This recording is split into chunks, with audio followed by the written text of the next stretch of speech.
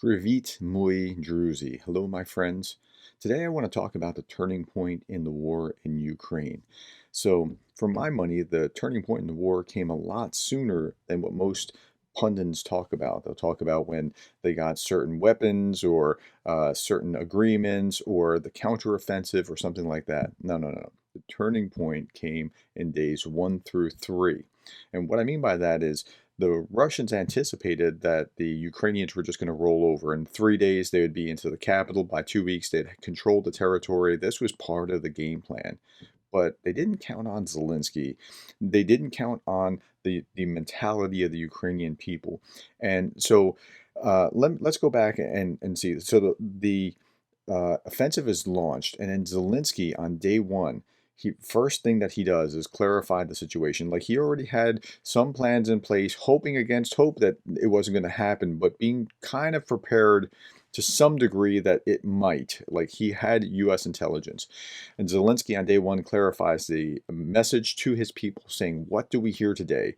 It's not just rocket explosions and battles, roar of aircraft. It's the sound of a new iron curtain and closing Russia away from the civilized world." What he's saying is that this is happening again. He's making it clear. He's drawing on Winston Churchill's "Sinews of Peace" speech, where he coined the phrase "Iron Curtain," and in doing that, he's making it clear that this is what's going on. He said, and then he gave his people a North Star to follow. He said, "No one will be able to convince us or force us, Ukrainians, to give up our freedom, our independence, or our sovereignty." So he's making it clear that that's what's at stake, our freedom and our sovereignty.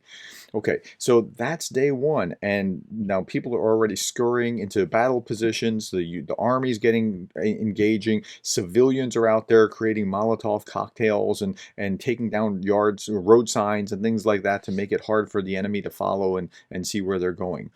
But Zelensky is doing exactly what a leader's supposed to be doing. He's in the leadership literature, talks about mission and vision and that kind of thing. But he's engaging in what's called sense making. Sense making is making it very clear we're about this, not about that, so people wouldn't be going all different directions.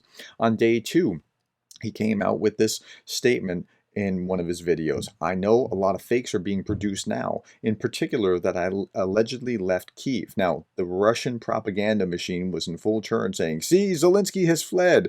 And if you're getting reports of that and you're a Ukrainian, what are you going to be thinking?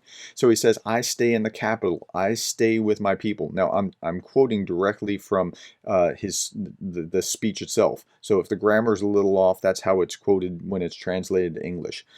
"During the day, I held dozens of international talks, directly managed our country, and I stay in the capital. My family is also in Ukraine. My children are also in Ukraine. My family is not traitors. They are citizens of Ukraine, but I have no right to say now where they are.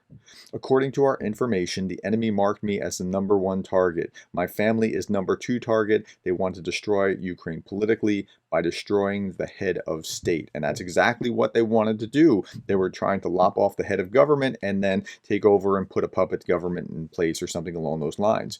Now, at the same time, on day two, when he's doing this, citizens are pouring out, trying to pick up whatever arms that they have to defend themselves, creating Molotov cocktails, erecting barriers where you saw that tank column coming in. On Ziminy Island, do you remember that? Snake Island. The Russian naval officer said that this is a military warship, a mighty Russian military ship, and I suggested you lay down your weapons and surrender to avoid casualties. And you know the reply, which was to go and do something inappropriate to yourself. And so there was this mentality. But Zelensky channeled that mentality. The mentality was already there. I don't know that he could have made it happen if Ukrainians were like, or if Ukrainians had the Russian mentality and they're like, stuff happens. What are you going to do? People fall out of buildings all the time. If they had that apathetic kind of disposition, I don't think that Zelensky could have channeled it. But with the Ukrainian people, Zelensky could become kind of a lightning rod to focus their energy. And on day two, you also see this. The leader of the bloc is here. The head of the president's office is here. The minister Schmiegel Polidek is here. The president is here. We are all here. Our military is here. Citizens are here. We are all here defending our independence and our state, and so it will be so further. Glory to our defenders. Glory to Ukraine. Glory to the heroes.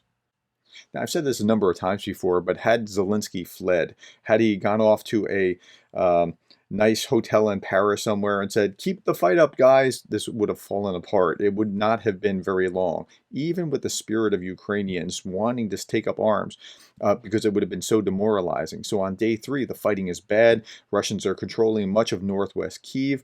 They're taking Kharkiv in the south, and it's going wrong.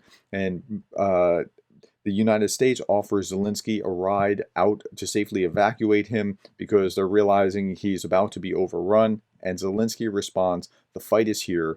I need ammunition, not a ride. And I think that one line will put him in the history books right there, just alone. But then it also galvanized in very clear, unambiguous terms what needs to be done. He is saying he's willing to stay there. And when we're looking at that, I heard that and I was like, whoa, like, who is this guy? What? And I needed to know a lot more about him. Within a matter of 3 or 4 weeks, I had written a ebook. It's on Amazon by the same name, I Need Ammunition, Not a Ride. And then I tracked everything that was going on for the next 4 months and updated the book religiously week over week. And then I figured out, I want to get this to a wider audience. And I started on about day 85 on YouTube, and I was doing YouTube videos pretty much every day since. Just tracking what was going on, because that kind of courage was hard to imagine, especially at a time where we thought that was suicide, because we thought, wow, Russia is just pouring over the borders.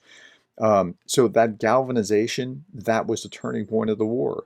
It taught the rest of the world that yes, he can stand up. And now listen, I went back and I researched this.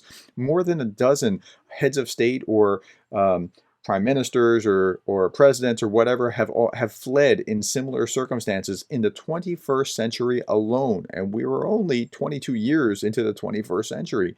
So it was expected that he was going to flee, but he didn't. And that was the turning point of the war. And that's what I want you to understand. Leadership is important. You had to have the other pieces in place. Culturally, the Ukrainians were wanting to fight, but it would have fallen apart if the leader had gone, oh, yeah, I'm going to get out of here, and then you guys go fight, okay? It wouldn't work. So the turning point of the war came really early. We just couldn't see it because sometimes there's a distance between cause and effect. But we can see it now, and we can see how it's turned gradually. And over time, it's getting better and better for the Ukrainians. And over time, it's going to get worse and worse for the Russians. All right. Thank you for your time. If you got something out of this, please leave me a like, a thumbs up. That will help YouTube's algorithm. And thank you for being the kind of person that cares about Ukraine.